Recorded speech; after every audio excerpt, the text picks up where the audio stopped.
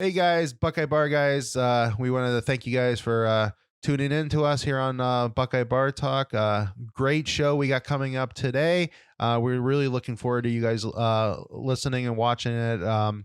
But just wanted to remind everybody, just remember to subscribe to the channel, hit the all notifications bell, and that way, anytime a new show comes up, you guys will be alerted to it. And don't forget to like the video and comment on the video. All interactions with us helps us continue to grow, and we appreciate your support. Now to the show. Welcome back, everybody, to Buckeye Bar Guys here on Buckeye Bar Talk. I'm Mike. I'm John. And tonight's date is Monday, November 27th, 2023. And unfortunately, it's not going to be a fun podcast this week, as we're going to be talking about the loss to Michigan over the weekend. It's the third straight loss to Michigan. So a lot of emotions, a lot of anger, a lot of sadness, mixed and just with a lot of questions. So I think we'll spend the first little bit of the show. It's not going to be a too long one tonight. I think everybody has now heard a bunch of takes from both fans on Twitter and other social media sites and a lot of the different podcasts that cover Ohio State. So a lot of takes out there. So we're not going to go too crazy tonight on everything. We'll probably do maybe a show later on here in the next couple of weeks as we start decompressing from the season and get ready for the bowl game. Obviously, some other stuff might happen. Who knows? We'll see what happens if, there is still obviously an outside shot. Ohio State could make the playoff, but we are not prepping for that right now. No. We're just, if it surprises us like it did last year, we'll roll with the punches. But we'll just be, as we, like I said, kind of start decompressing through all this stuff. So the game finished 30-24. Like I said, it was a loss. We kind of talked about this, on Saturday. I think the loss itself, because obviously it doesn't look as bad as the previous two seasons. I think it just, if somehow if they would have got one of those two games, I think the loss looks a little differently, just because, as this rivalry goes, there's a lot of wild swings in it, as we've seen over the last 20 years. We were pretty dominant in it. Prior to that, Michigan was pretty dominant in it. So Michigan was always due in this rivalry.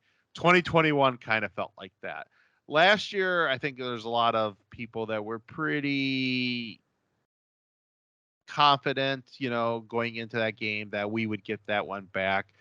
We didn't, obviously. Obviously now there's a lot of controversy around those two games, but as of now, they are what they are.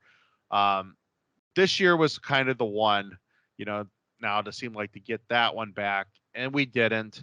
So I think I think in general, if one of those two games would have been won, I think this game just looks differently. It's just like, okay, it was a hard fought game. It was a hard fought game. I mean, I don't think you can say that, Ohio State was pushed around. I don't think you could say that they weren't necessarily ready for the game. It's just, a couple boo-boos happened on the Ohio State side, and Michigan. I mean, some of the crazy throws you think that JJ made, it seemed like they got them all. So and that's where we talked about intangibles. The intangibles can win games like this and lose games like this. And that, to me, and you can get on some of the coaching stuff. Yeah, I'm a little frustrated with how the defense looked in spots, maybe not being as aggressive. But again, a couple miscues on offense differently, and, it's a different game. And so it's still, so that's just kind of like my thought on just everything as just a whole looking into the game. Yeah. I mean, I agree. It was, you had a chance to win it the last possession of the game. I mean, that's kind of like an NFL. That's how NFL games go. You got that last shot. I think you would have liked to get the ball back with more than a minute left on the clock. Sometimes it's just how these things happen. But I mean, let's just quickly talk about You said the boo-boos. Let's talk about where we lost this game. So to me, obviously the interception is the glaring one in the first half. I mean, you can say a lot of different things, but that spotted them a touchdown. I mean, if you think about it, yes, it would have been nice if you would have held them to a field goal, but they were getting points out of it. I mean, that was definitely giving them points. But even prior to that, there's a bad throw to Marv prior to that, like right before that would have been a first down. And then Abuka drops a pass on the opening series. That would have, at minimum, been a first down right there. But I mean, Kyle hit him in stride, and he seemed like he had the guy split. And I think that he could have I don't know where I didn't watch in all 22, so I don't know where guys were behind him and where angles were. But I don't see how worse that's not well over 20 yards, and I think it could have been a house call. So like that's obviously a big one. You have to have stuff like that in these games. I mean, Abuka has to make that catch. Obviously the interception, it was an RPO that either goes to Trey or it goes to Marv. And for what I saw from watching the game, Kyle McCord made the right call. The linebackers pursued Trey, even though I think that there was an opportunity there for Trey. I think that it was going to be well blocked. I mean, it seemed like there was everybody was out on their blocks. So I think that Trey could have had a nice run there, but the correct call was you're spying the linebackers which way they go. Does one stay in the middle of the field, or do they all pursue the run? They all pursued the run. So I think I would have liked, Kyle put it out in front of Marv, which is what you're supposed to do. Did he put it too far out? I don't know. What's his face jumped the route. Yeah, I thought just Will Johnson was playing back. Like I think Kyle needed to put a better throw together. But sorry, and you can finish. It was a bad throw, but it was poor effort. Yeah, I thought it was poor effort as well by Marv, and I thought Marv was a little lackadaisical on that slant. I mean, if it's an RPO, you have to run hard to the spot, and the spot. I mean, you are literally trying to. Where the linebackers are vacating, you are trying to take over from there. So that was just my thought on that. And then the other big thing I thought in the first half is Kyle missed an obvious touchdown to Cade, and he threw it on the wrong shoulder. That was, and I'm sorry. I mean, in the heat of the moment, you know, throws are hard and stuff like that. I get that, but you got to make that throw. I mean, the defender's on the inside of Cade, so don't throw it to the inside of Cade. I mean, nobody was on the outside of Cade, and he was going to catch it like at the 2. And he just has to fall forward or at the 5 or whatever it was. I mean, it was a touchdown. I mean, maybe the guy gets him down at the 1. I don't think so. We've seen plays like that our whole as long as I've watched football. Usually the tight end wins that one for 6. And Cade's a strong dude. I mean, like you said, the guy's on his inside. That's a lot of leverage Cade has to the outside there that it's going to be hard to take him down. So I agree with you that it probably is a touchdown. Cade, on the other hand, made a very high effort play to break that interception up. Yeah. So, I mean, I definitely approved of that one because that could have very easily been picked again. So, first half, from what I really remember, obviously I haven't watched the game again, that there's mistakes in there from Kyle, and there's some mistakes in there from the receivers. I didn't think Day called any bad game. I thought he was on all those plays in the first half that I could think of. He was pretty much all on his calls. He was ready for everything, it felt like. And, I thought, again, maybe Kyle in different spots had way too much happy feet. And, the line I thought blocked fairly well from him. Michigan did get a little pressure in it, but, they didn't have a lot of glaring pressure on him. And I think that, Kyle made some obvious mistakes that, again, he rushes it when he doesn't need to rush it, and maybe he holds on to it a little bit too when he doesn't. But he need has to be rush quicker. It. Yeah, I know. Yeah. So it's like there's just something, and I get it, first year start, but it just seemed like issues from early in the season are still there. I kind of want to go back to that one here in a little bit, but All right, We'll touch on it in a little bit. yeah. Yeah, I'm sorry. I didn't want to cut you off. What else?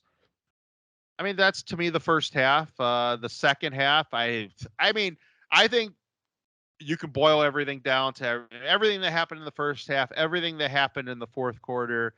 That it comes down to three basic series in the third quarter, though. So Ohio State pounds the run right down the field, ties the game at 17, have all the momentum at that point. And then I think this is where Jim Knowles really messes up. I think he should have pressure. He should have come out with the mindset and maybe go check with Ryan Day or whatever. He's the head coach that, hey, I'm going to turn up the pressure on this series because it's obvious their defense is gas. So, if we can get them out on the field 3-and-out, great. Somehow, if they break one and score a touchdown and go up on us on 24-17, well, we're going to push. We're putting the defense back out there right away. And, you are having success on offense now. So I think this is the spot where we need to start really going after them on defense. They didn't do that. Michigan drives the field. You think that Ohio State has maybe a little bit better of a game plan after the big injury to was it Zinter? Is that how you say his last name? And Corum counter, bad angle, bad attempt by Sonny, 6 points. So they go on a big drive, and then Ohio State next series goes 3-and-out, and a bad throw by Kyle. This time it's not Mbuka's fault. I mean, he is wide open. I mean, you called it. You said he's like Mbuka's wide open, like right before the snap says, and like the quarterback has to see that. Like, my God, and it's one of two options. You either throw a dart immediately and to him and let him go take off on it, or if you're going to put air on it, you throw the air immediately and let it go right. full speed and run it down. Yeah, let him split that safety like he was already doing and let him run by him. Yeah. And by waiting and then throwing the air, he lets the safety get back into the play. Right. And then he could at least like try to look the safety off too. If he saw that, like, look like you're going to your left and then go back to Mbuka, like, yeah. So that was definitely where I had it. And then in the fourth quarter, yes, I said I felt they were taking too much time on the first touchdown. I felt that they needed to try to move down the field a little quicker. And, just because Michigan's offense is Michigan's offense, I figured that obviously they were going to try to do a long gated 4-minute drive, and, that's 4-minute offense there. It's, they're trying to hold the ball as long as possible. And they did. And yeah, you would like to see it for 7 minutes. You would like to get a stop in there, but I think if they would have maybe tried to score a little faster, they might have had 2 minutes in the game or 2 minutes 30. I don't know, and that would have maybe changed a little bit on that last drive. I think the third quarter, out of everything though, those series, that letting Michigan have a drive after you just had a drive and really put their defense on their back heels, and then the 3-and-outs ultimately what cost them. Was, so it's a defensive bad series and it's an offensive bad series. And there's a lot of other things you can say throughout the game, but to me, that's where in a game like that, that's where I specifically can look at those two series and be like, if those two series were different, Ohio State wins this game. Like, I said while we were watching the game and after that I didn't care about Day's decision at the end of the half. I still kind of feel that way because I don't think a lot of people are putting into consideration that it was a 4th down.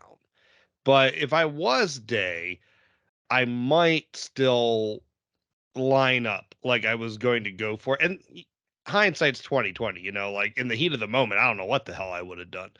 But if you line up and you force Sharon Moore to use one of his 2 remaining timeouts, maybe then you're a little bit more comfortable trying to, take a shot or, trying to extend the drive, because then, and maybe Sharon Moore does it. Maybe he's just happy with, hey, we will try to stop them. But if you rush up to the line, maybe he feels like he doesn't have the right personnel, whatever. I think you just have a plan there, and then if you got to call timeout, you call timeout and you reassess from there, what's worth it, what's not. But I didn't like 52 yards is a lot for a college quarterback to begin with, especially a guy that's never even like tried one. Like, Yeah. I just think that right there, I thought was a little too much to put on fielding. Um, but I don't know. Like I said, it might have been the wrong decision. Running the clock out and trying to chase three there wasn't horrible. I mean, you're still 14-10. No, I think I've been back and forth, as you know, from It's a after the long game. What's field that? goal, though, is my It's a only long problem with field it. goal. If they call the timeout right there and they let, and Michigan stops them, and we've had our plenty of our short yardage issues this year. And it's a lose-lose situation. If Yeah. Ryan Day goes immediately for it and they stop them, and then they go get a field goal, and then they still start the next half off with a field goal. That's a different type of hole you're putting in. Now Mhm. you're into, and you're still behind, even if you go score a touchdown. If he makes it, and he had plenty of leg on it, he could have made it. He made the first one when they on the Sharon Moore's timeout, but so he did make it, and then the leg was there on the second one. It happens on it's hard to gauge those. It's hard to gauge which way the wind is going to take it as it's moving through the air. So it just sucks. And so if some of the other situations I just mentioned about were different and it still came down to that field goal, then maybe I would have a different opinion on it. But right now, I'm okay with the decision. I don't think it was a bad decision. Yeah. So, that's my thought process on that one. Yeah, no, I mean, I don't disagree, like I said, 100% with that. I'm just like, I mean, me as a fan, yeah, hindsight, I can say whatever I want, but in the heat of the moment, man, I mean, that is a big risk because if you go for it, you leave 30 seconds on the clock. They still have two timeouts. That's a lot can happen. I mean, I would bet that it would have been hard for them to convert all that because JJ wasn't having a great game passing, but then what do you give up for that? Because JJ's legs can still pick up stuff. Yeah. He was hitting the tight ends, Their for tight short ends games. were their tight ends were working. So, I mean, Yeah. So I mean there is a lot to give up. I don't think it was any like I don't know. Everyone says he didn't trust his quarterback, but he trusted his defense. I don't know. It's is what it is. I mean, you can play that out, 100 different times or 100 times to get 100 different solutions. It is what it is with that. The one I actually looking back to early in the game, they're on like I think there's 10 minutes left in the first quarter, second drive of the game. And they're on probably their own 45, something like that. And Xavier Johnson like should have got a first down, or at least yeah. he should have been an inch short at most. And they mark him like a yard and a half short or a yard short. And there was no just like fussing for a spot or a review or taking a timeout that, Right.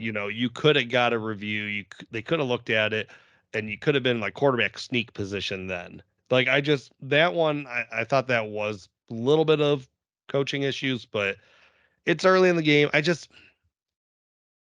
don't know. If you go for there, like I don't think you lose, if you go down 7-0 there because you're aggressive, I don't think you lose the game. And I think Ryan has to remember that sometimes is you need a little, you can't just be businesslike in this game. Like Yeah. there needs to be a little something extra. You got to go for stuff. And it doesn't necessarily always have to be on fourth down. Like Sharon Moore did a toss pass with Donovan Edwards on it was either first or second down, I believe. And then was it the very next play? He has a backup quarterback come in and run a QB power. Yeah. Yeah. Like Something like that. you don't have to take it doesn't have to be the ultimate risk on fourth down. You can take it on first down and reassess from there if it doesn't work. Like, Yeah. but And you got to do extra things. It's not always in an area of desperation. Sometimes it's just we're doing this to catch these guys off guard on first down. Like who would have expected? I mean, I expected it when Donovan Edwards got that toss. I'm like, oh shit, he's going to throw the ball. yeah. But You know, everyone else from Ohio State bit and came downhill. Yeah. And I don't get why, on some of those things, maybe that on that 4th and 2 from the, where they chose to go with the field goal, or maybe on that the play you're talking about now, why not use the Devin Brown package there? And Yeah. it doesn't necessarily have to be a red zone package. Like it could be especially when you think about some of the red zone stuff. Ohio State was fine in the red zone. They had a couple nice passes for touchdowns. Yeah. Finally, they dialed up something. So maybe that was it. Maybe they saved their short passing, for the Michigan game in the red zone. And I don't. Yeah. Would Michigan been ready on 10 minutes left in the first quarter or whatever it was, and you throw Devin Brown out there, yeah, you might be at the 45, but and you can do some different things with that. Maybe he hands it off to Trey on a read on a zone read or something Right. like Or he that. keeps it read Yeah, because he gets the look because he's good yeah, at it. yeah. So yeah, no, I agree with that one. All right, so kind of the game in a nutshell, I would say, unless you want to hit anything else about the specifics. We're going to kind of, Now I'm ready to move on.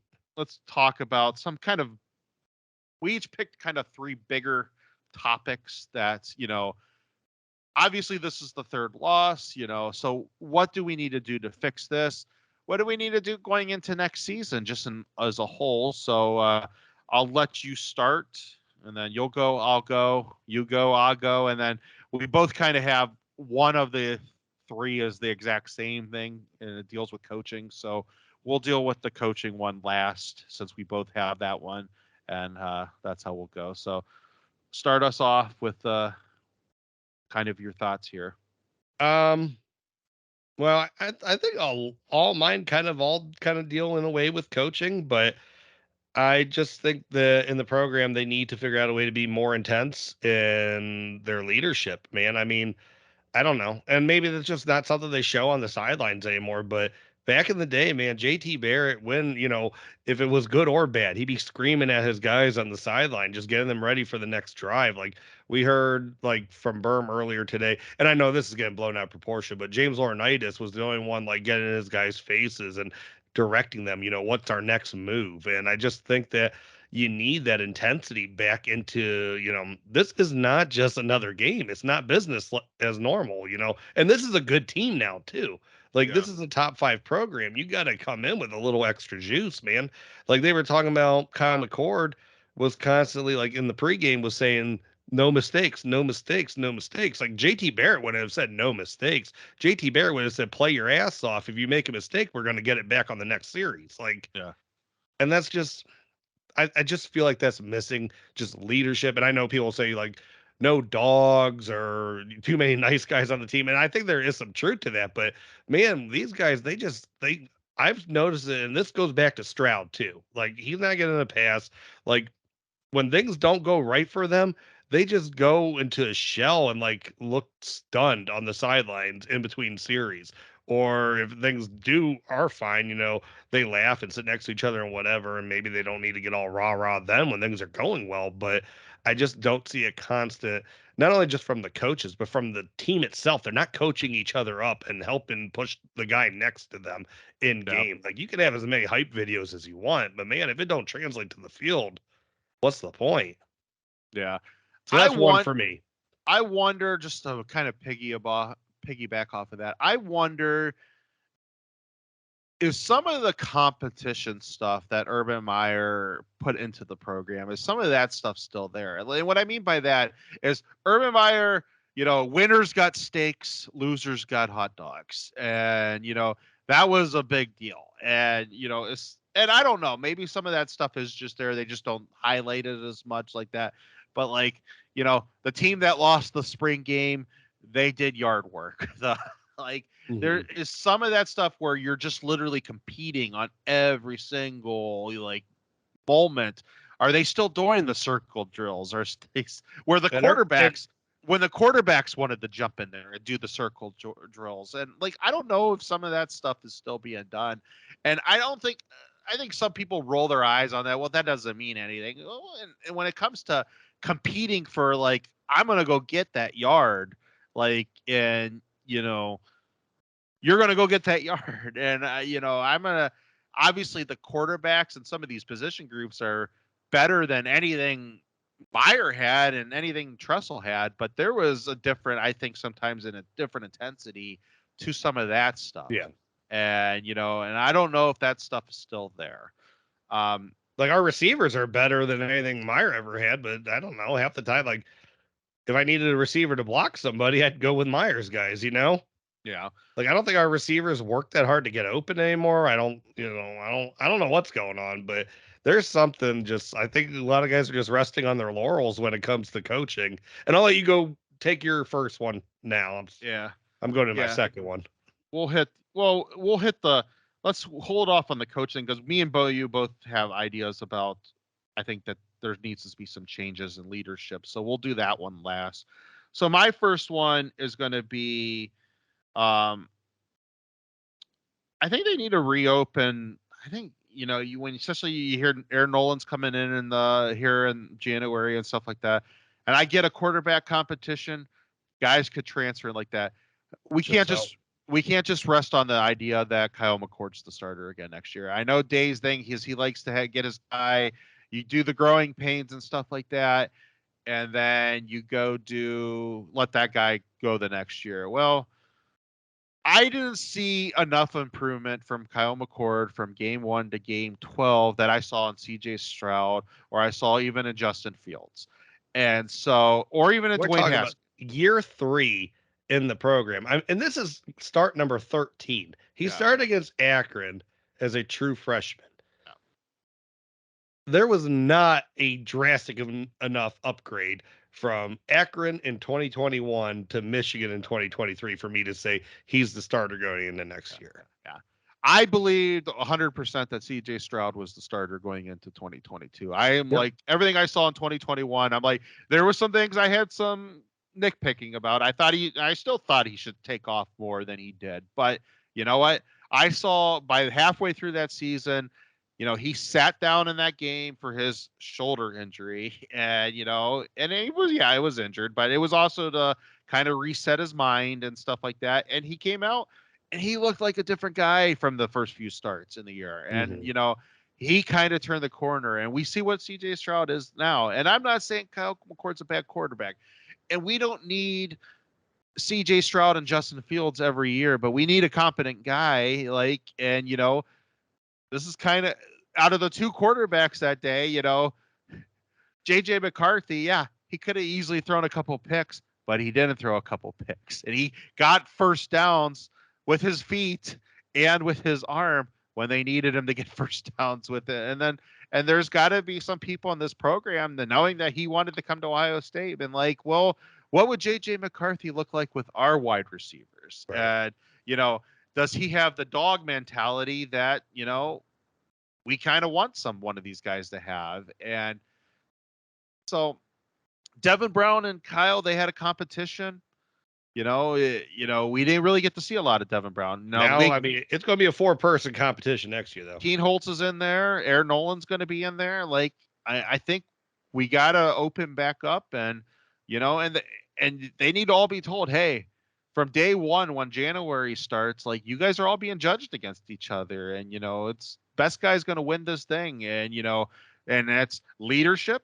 That is what you look during the spring, but it's what you look in the weight room. And, are you yelling at your offensive linemen because they should be squatting 600 pounds that day and they're only squatting 550 pounds that day? Well, so be it. You're the man. I don't know if a lineman's going to take that from a quarter, but a quarterback does need to be the loudest person on the team. You got to be that guy, and like you were saying about JT and stuff like that. Well, JT was that guy, and exactly, yeah. And JT doesn't have the skill set that any of these guys had. But you know what? Justin Fields was that guy too, and like from what I've heard between Dwayne and and CJ, even though they're quieter, when they needed to be in people's faces, they got to be. We saw that at times with CJ. I just didn't see stuff like that from Kyle, and I just think that guy needs to be the leader. He needs to be the heart and soul of the whole offense and one of the main heart and soul of the whole team. And so that's my knock on Kyle. It's just I didn't see that stuff this year. and I wish I did. Okay. Yeah. Yeah, I know. That's kind of, I don't know. Like, and we're going to talk about coaches here in a minute. So I just want to, how is it a huge failure? And I'm not going to blame Day because he is not the quarterback coach. Is it a huge failure of Corey Dennis that Kyle McCord is not ready as a 5-star in year 3? Yes. I agree. Okay.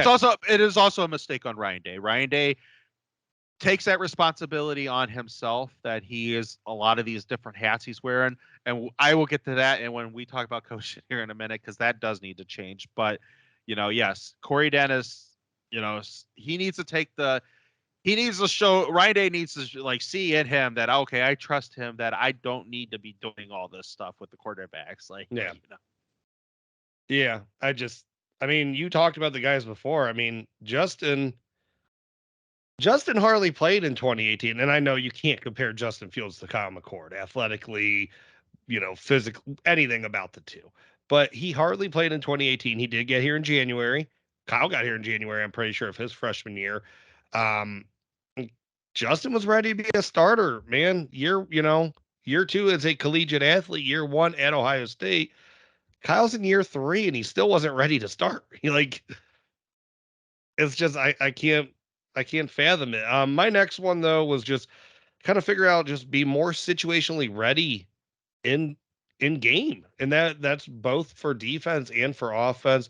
And I don't want to go too hard at Knowles' defense here because at the end of the day, like I said, threes don't win in this game. Knowles held Michigan to more field goals than what Michigan held Ryan Day's offense to.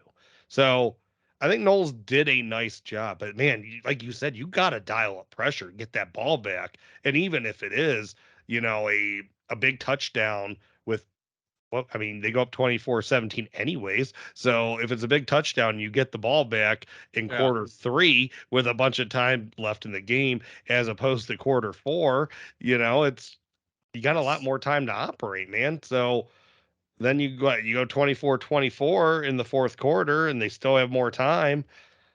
So yeah, I agree. You gotta be, and just again, Day could have been more aggressive. Like, I don't think Day called a, you know, conservative game, but I think he was not as creative as what he was. And I'm not sure he had to be. I mean, we moved the ball okay against Michigan, Yeah. but there were counter plays that we were building off of a set every week. It was something different off of the same play. I'm not sure I saw it once. Like, what was the point? Just so they had to, like, don't you want to show that? So it's like, which play are they going to run off of this? Instead, it's just like, we're going to give them all the film, but we're never going to put it out there. Yeah. Like, And Ryan Day has fallen into that issue before, where he's kind of leading up creativity to just leading leaves.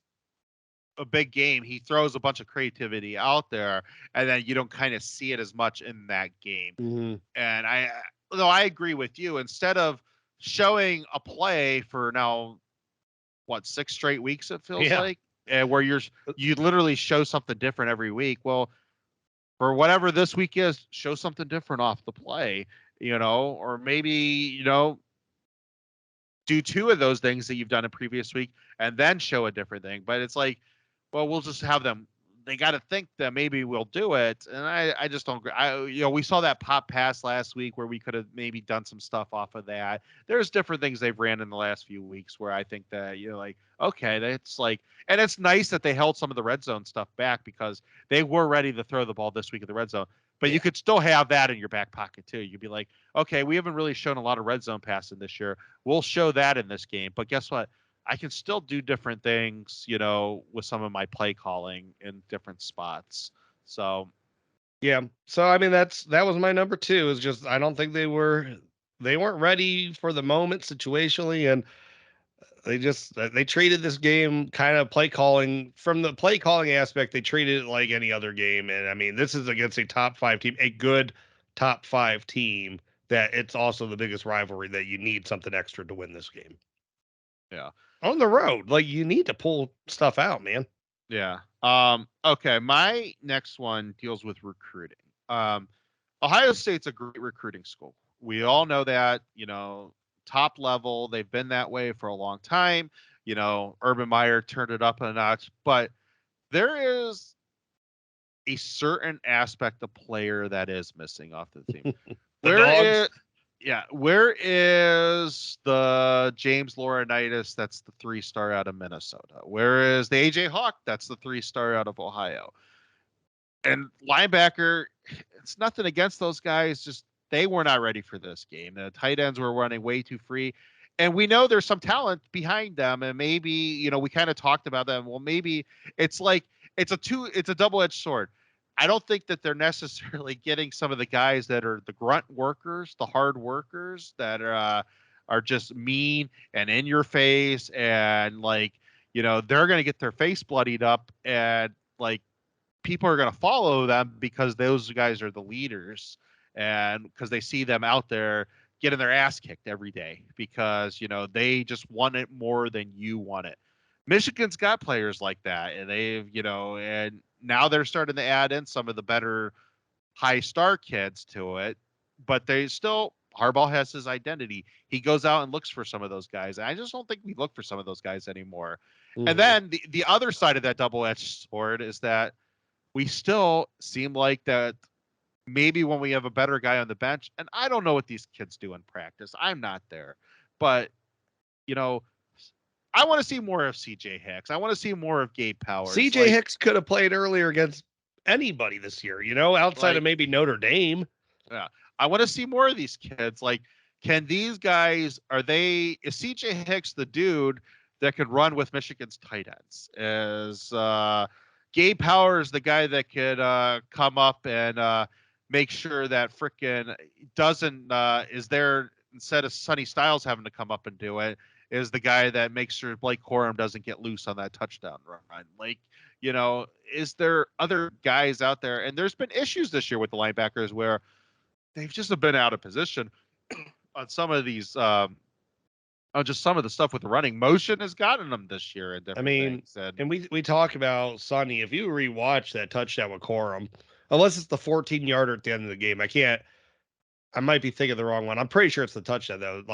Sonny is, caught, in the hole there, and Corum obviously, makes the move, and Sonny can't get to him. It's a bad angle, but Steele is actually he's in good position on the lineman, but Steele keeps he flows away from where Corum was. If he flows to his right there, he at least hits Corum in the hole. I mean, he has a lineman on him, so I'm not sure he can make the tackle, but it slows him up. Sonny makes the tackle then, but instead Steele flows to his left, and that just leaves Sonny on the one-on-one. And not that Sonny shouldn't have been able to make the play. He absolutely should have, but it would have just helped him out a lot, man, if the linebacker would have just made the right read. And we've just seen it so much this year. And, I'm not sure CJ couldn't have learned by game 13, what he was doing in that, or game 12, what he's doing in that situation, that it doesn't make a bigger impact. Like you said, who knows? I mean, athletically, maybe CJ can get back and make a play on one of those balls thrown to the tight end, or wrap up Loveland on that big, gain he had when Tommy just didn't look healthy and looked like he could only try to tackle him with one arm, So yes. So I think some of the I'm I kind think of you got to get more athletic at linebacker. You got to get more athletic, and I think you just need some. You got to find some more of these dogs, and maybe these are a couple more kids from Ohio. And this is going to sound sacrilegious. Glenville recruiting's coming back, my man. This is going to sound a little sacrilegious, and I don't want it to. And for the people listening, I'm sure that somebody's going to take a lot of offense to this. I love our wide receiver recruiting. I love what it's done, all this stuff. But I've been thinking very hard about this. For how many years now in a row have we taken 3 and 4 of these guys every year? Maybe instead of a year we take 4, maybe we only take 3. Maybe instead of the years we take 3, we only take 2. We still take 5 and 4-star kids. These are still the kids that are still going to help us out. These are still the Marvs and the Ibukas and the Chris Olaves and the Garrett Wilsons. And, hopefully we still keep what's his face for next year. I can't think of it right now. It's Jeremiah Smith. Jeremiah Smith. So hopefully we still do this. And, I love the Roger guys, and Ennis and Tate, all these guys. I love them all. And I Just on the field on Saturday. That was bad too. and Fleming had a good game though, so like I'm not gonna. He did. I agree with But what's you. with him fumbling on the last? I mean, I understand that they recovered, but you fumble Yeah, on the last series of the game. yeah. That sucked, but at least they got it back, and then they screwed up the next. The But next play is the interception, right? yeah, yeah. So I love all this, but the offensive line recruiting is not where it needs to be at. The No, linebacker recruiting is not where it needs to be at. and We those could are like, and that's probably the two I can think of. But you probably still, I mean, if this is going to be a safety driven defense, you still need some of the safeties. So maybe instead of taking so many wide receivers, drop one of them and concentrate adding another person at one of those positions, and like because you need to start bringing the competition level up in those rooms. And if you only have so many guys in those rooms, like adding another guy or two into those rooms that somebody's looking behind him, like, man, Joe, whatever, he's kicking ass back there. Now I gotta bump up my game because Mhm. that dude might take my job. And like I don't think that some of that stuff is in there. And that's what I'm talking about. That maybe we need a couple more dogs. I love all the receivers have, but at the end of the day, there's still only one football. And as long as you could put three competent wide receivers out there, that if you have five six really good wide receivers that are your guys that you can put pretty much three competent ones out there, and they're going to get touchdowns, and they're going to get first downs and stuff like that. That is really good. And you throw a Jeremiah Smith and you get a Carnell Tate and a Brandon Ennis next year. Damn, I love that one. But do we need all the Rodgers and all these other guys behind him too? We need some of those guys behind him, but do we need as many as we do? I mean, we already have one class. What was a couple years the class that we brought in Burton? Like none of those guys are going to get used because like Oh I yeah, know Burton left. Like that whole class has been obsolete. So like those could have all been, some of those guys could have been different players. Like yeah, and I mean it's not always a 1-to-1, but you gotta improve in the other areas. I mean, you can't just say like you can't trade Keon Graves for the top safety that year because it just doesn't work that way. But you can have, and I think this is going to go my biggest point of my third. And I mean, can we jump into the yeah, third now? let's All go right. coaching. I mean, I am going to say people need to get fired. Um, but my biggest thing with coaching is just the guys that have stayed over from the Urban Meyer era. They're resting on their laurels too much, man. And it's just I and I'm not saying fire Tony Alford, but like running back recruiting has been way too inconsistent and I'm not sure the development there has been great. I still like Tony. I don't think Tony needs to get fired. I think guys need to start coaching like they're scared they're going to get fired again though. And that is something Yeah, that I think has left since Urban left. I don't th- I think yeah, I think it's a country club there. I think everyone is just happy with what they're doing and that's not meaning they're not trying to get better. I don't think they're pushing themselves to the limit to get their group better though. I think the defense, like I have no problem with Eliano. I have no problem with Tim Walton. I think Jim Knowles is good. I think James Laurinaitis is going to do great. I love Larry Johnson's recruiting. I think Larry Johnson still develops at a high clip. I think once he finally figured out what he wanted out of his defensive lineman this year, they started playing better. But I don't think Larry Johnson and Jim Knowles cannot be. I don't think they can afford to not be on the same page with each other. And Jim Knowles has to take precedent there. yeah, Like, and I think Berm said it either like in Snap Judgments or this morning with Bill Landis from the podcast. Um, I don't think that I don't think there was a time where Jim Knowles wasn't considering going like an odd man front or going to a 5-man front against Michigan when things were going to get tough. But Larry is very hesitant that he always wants it to be a 4 down lineman front that they use. And I mean, I don't know, you can't you can't tell me I'm wrong because it didn't happen. But don't you think 5 defensive linemen could have helped against Michigan in that last series that they had that they ran 7 minutes off the yeah. clock? I do. I just especially I mean JJ made every great throw you could think of in that game, but he wasn't doing anything like crazy on you. You put your 5 guys. Yeah. If he hits the throws, you live with it, but you're trying to stop what they do best, and I would be okay with that. So Yeah. that's No, I one definitely for me, is like agree with that. intensity has to come back to the coaches, man. They got to be coaching like they're coaching for their jobs every play.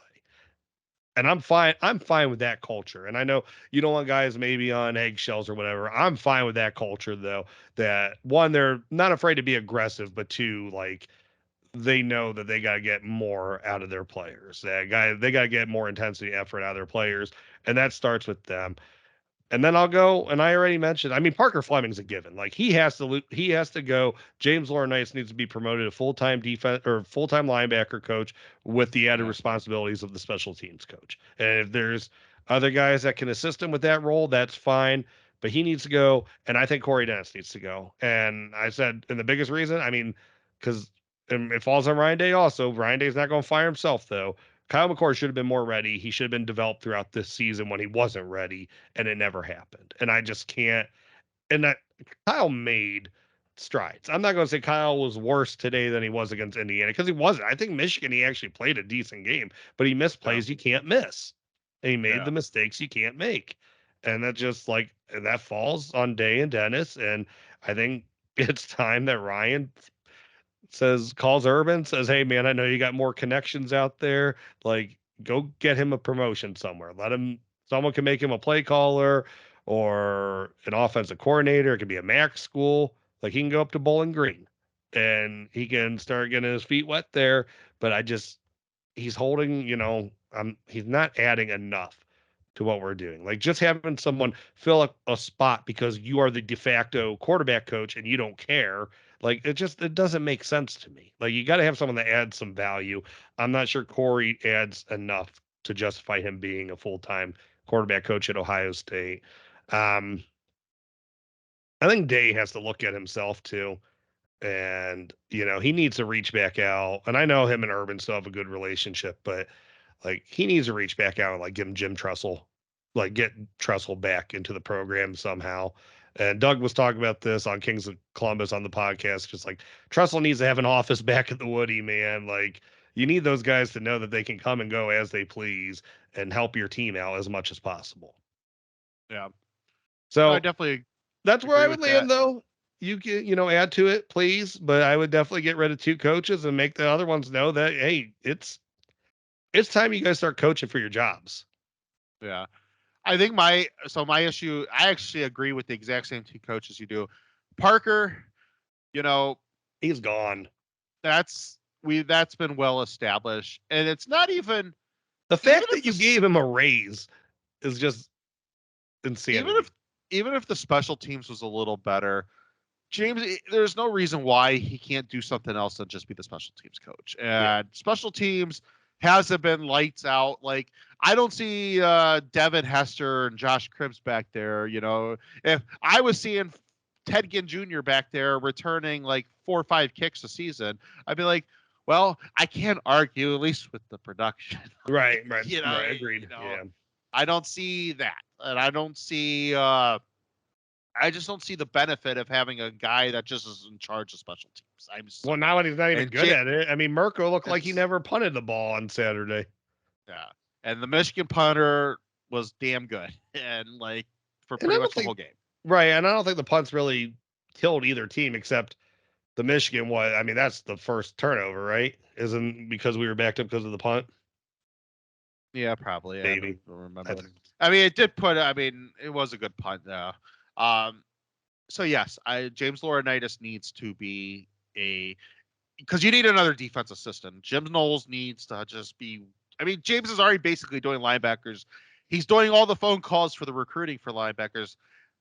Linebackers, the good linebackers, the top linebackers in the country, and the grunt linebackers, what we just got talking about, they need to see that dude's passion for his love of Ohio State, his passion for football, his ability to say, "Hey, I've been to the NFL. I know how to send you guys to the NFL. I know what you need to do. I've played at this level. I played at the next level. So, Right. like, that passion needs to be on the road in people's houses." And James, I mean, think about it. It's a safety driven defense now. Like, how many hybrid safety linebackers are out there anymore? Like he could definitely, even if someone maybe is undersized to be linebacker, man, they could go down to safety or something and help in that aspect. But Yeah. I think you want him there. You need him. Yeah. And then on the offensive side, it's definitely falls on Corey Dennis. They need a different opinion there. And I don't know who that opinion is. I know some people have thrown out, like I've talked about possibly, Guyton. He's done the coaching, you know, now he's done coaching. I think he can do it. I know some people disagree that he has to be maybe at his position a little longer at Arkansas, but I think he could be the man there. And I think he would be a hell of a recruiter. He understands Ohio State. He loves Ohio State, and I think he's the type of guy you would want in that position.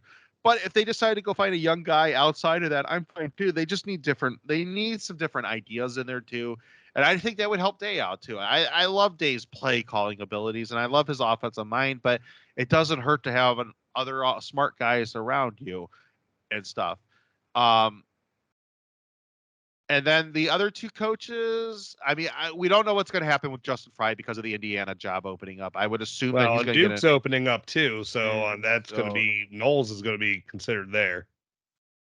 yeah, so I just don't see Knowles taking another job, like a head coaching job. I could be wrong, but I think he's done that before, and he likes the idea of being a just a very intense special or a defensive coordinator. So we'll see.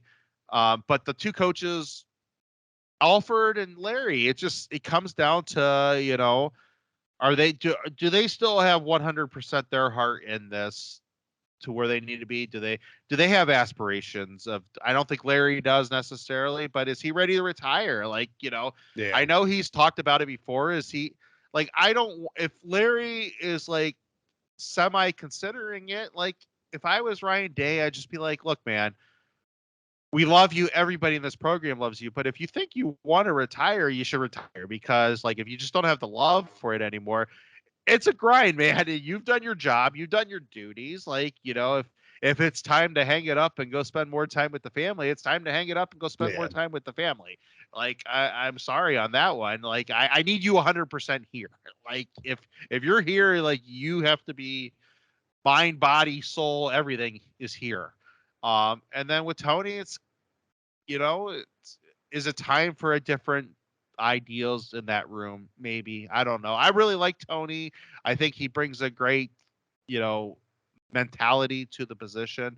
But he's just been there a long time as a new voice needed there, yeah. and that might be the case. So no, I definitely agree with all you said, and added the couple things I added, and I think Ryan Day, he really does need he called a fine game, but he needs to be the CEO of the team. And like, Yeah. his input on offensive plays are needed, but Brian Hartline needs to see can he duplicate that as a play caller. Ryan Day just really does need to free himself up. And Brian Hartline needs to see whether he can actually do it or not because like he needs to be up in the booth. Like they need an offense that they need the offensive coordinator up in the booth to actually be able to see different things, around. And nothing against Corey, but Corey, whoever the quarterback coach is, can handle the Brian Hartline's duties on the field. And you know, that's just my opinion. I think they need some different mentality in there. And that might go to the strength staff too. I don't know. Mick's been there a while. I know there's a Yeah, lot of I controversy with some of that stuff, but you maybe have to look at some of that stuff. Maybe it's time to start moving some pieces around. I don't know. I definitely agree with you on the coaches, the old coaches. Yeah, I think Jim Tressel should be somewhere in there that, if Ryan Day can, hey, Coach Tressel, mhm. can I pick your brain for 10 freaking minutes? Yeah, come on in. You know, that's pretty cool, and Jim Tressel talked about what an advantage having John Cooper in there that And he could Earl go too, talk to right? him. Did he have Yeah, Earl? Earl was Earl had also an there. office. Yeah. And Urban had a lot of the same stuff, and they talked and stuff like that. And I know the guys that live around Columbus. I know Bobby's there a lot. I know Zach Yeah. Warren's there a lot, but they're also in the media, and I think that's where they get some benefits of doubt. Like, I want some of these other guys in there. Hey, Cardell, come talk to the team. Hey, JT, come talk to the team. Come work out with the team. Come do this, come do that. Like, get in these guys' faces. Maurice Claret, he's very vocal on social media on some of the stuff he talked. I want to see Maurice in there. Like, let's get some of these guys back in the. I don't think there's enough of that. We've heard a lot of people say that there's not a lot of that anymore. That I want to see. That was kind of the thing. Urban really brought a lot of those guys back into the thing. And Tressel had a decent amount, but I think Tressel ran a little different ship. And if Ryan Day wanted to be more like that, well, he needs to win these games against Michigan. You get a pass, not necessarily letting some of the old guys in the building when you beat Michigan and you're, going on to the next level. So, like, if he wants a pass there, you got to win these games. And this game looked a lot better than the previous two, but it still goes as an L. And it hurts. Yeah. Right. They didn't win it. Yeah. So, yeah, I think there needs to be some different philosophies in that building. And, I'm sorry. On Michigan week, if freaking, I don't know, like, Bobby Carpenter and stuff. Like, I know what Bobby Carpenter's intensity level is.